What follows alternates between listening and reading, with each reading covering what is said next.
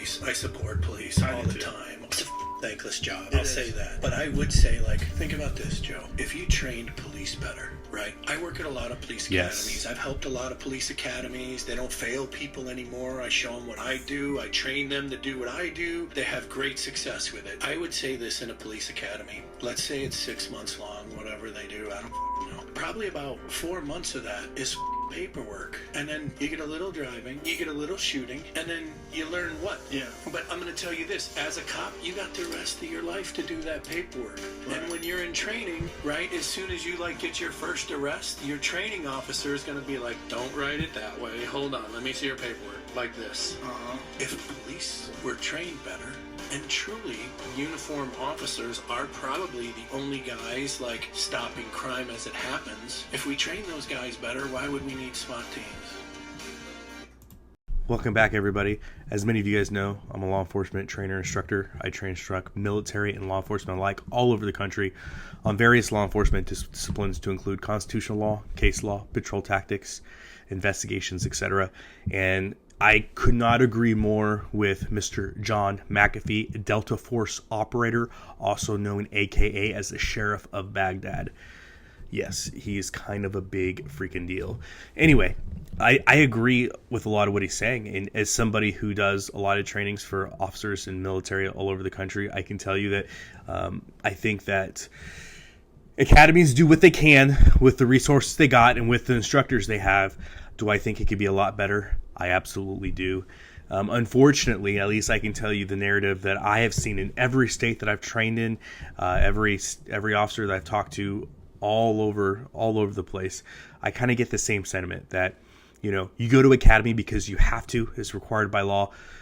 So do what you have to do, pass, and then when you come to your department, we'll teach you how to really police. And I think that's a horrible way to introduce somebody that's brand new to policing, with this ideal that, hey, we know the academy sucks, but you just got to get through it, and then when you get here, we'll teach you how to do it for real.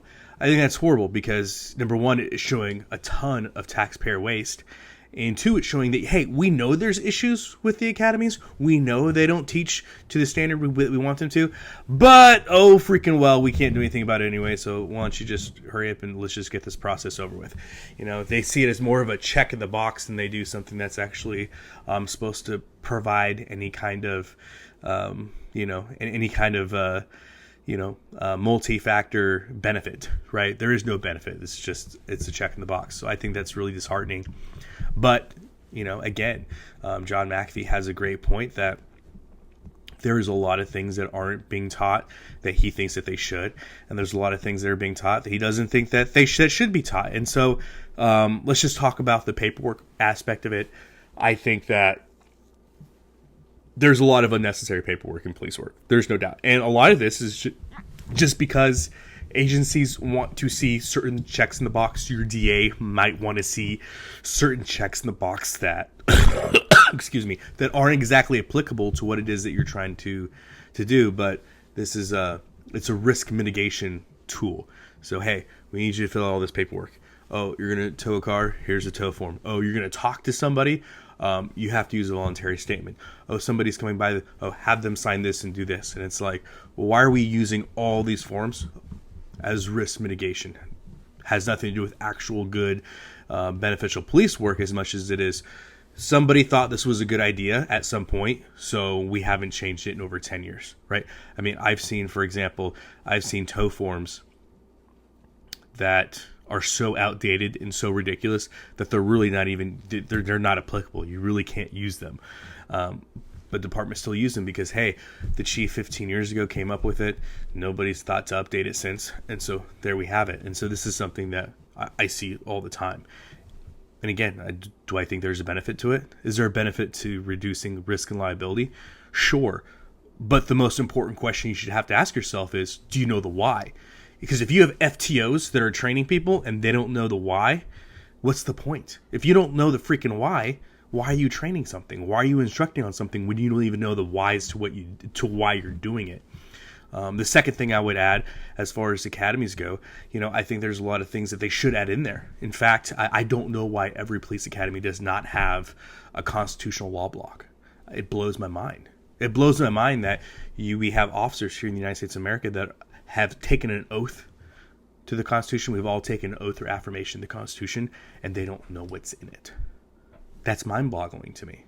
It is, and it's something that I wish would change overnight. I wish I could just wave a magical wand, and we can start instilling at least the basics of constitutional law. It is so important. It's the framework of our republic. It's the framework in which all rules, laws, and case law have to seek precedence to. So the fact that you have officers that don't even know it, again, in my personal opinion, this is my personal opinion, I find it nothing short of reckless. Again, that's my opinion. And so, I wish they did get constitutional law. And the thing is, you can teach constitutional law, you can teach case law, and you can teach these precedences without it being boring in a classroom setting with a PowerPoint. You can teach this without doing that. You can teach this in a very didactic and dynamic way. You can incorporate all these blocks of instruction into the training you're already doing. Defensive tactics, firearms. You can include all these scenarios in there. Because it's as simple as allowing them to understand the why behind what they're doing. Again, we're not telling officers they can't go hands-on when they're legally justified and permissible to go hands-on. But I want them to know the why before they do it. Because at the end of the day, and I'll leave you with this thought. If you as a police officer, okay, and I'm being, very, very targeted.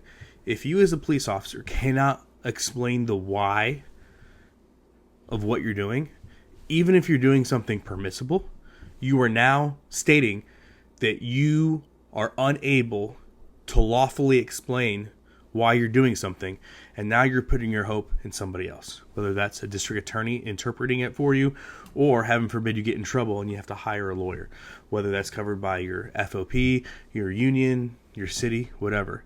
Truly, if you do not understand the why and you cannot articulate the why as to what you're doing, you are already in over your head. And I've had to tell that to officers. I've had to tell that to very seasoned officers. Again, if you don't know the why, you're already in over your head, and you should probably slowly back out, regain your bearing, and figure it out what it is that you're trying to freaking do. Again, it's all love. I'm not trying to offend anybody. It's all love, but it's truth and it's honesty. And I understand. I understand that resources are bare. I understand that there's not a lot of access to great training right now. There really isn't. The level and standard of training that we should be seeing out there, simply, it doesn't exist to the amount that I think it should. Again, you have to remember, most police officers, at least, if you watch my last video, you can see police officers in the state of Oklahoma only require 25 continuing education hours if you're full-time. 2 of those hours have to be in mental health. And nothing says that those hours have to be in person. They can literally be virtual, online, click-through courses. So what are you really gaining from those blocks of instruction, the little that you're taking? Again, this is just the truth of the reality that we live in here in 2025. So again, I think it's important. Again, I wish I could wave a magic wand and we could get all officers trained in constitutional law, in case law, but that's just simply not where we're at here in modern day 2025. So take that for what it is. Again, I think it's a great clip. The Sheriff of Baghdad hit it right on the head. So definitely like the video. If you guys like this kind of content, please like, share, subscribe. And as always, guys, long live the Republic.